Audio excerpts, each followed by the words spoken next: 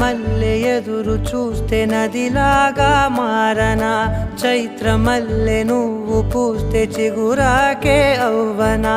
నన్నే వరించే యువరాజును అంట నీ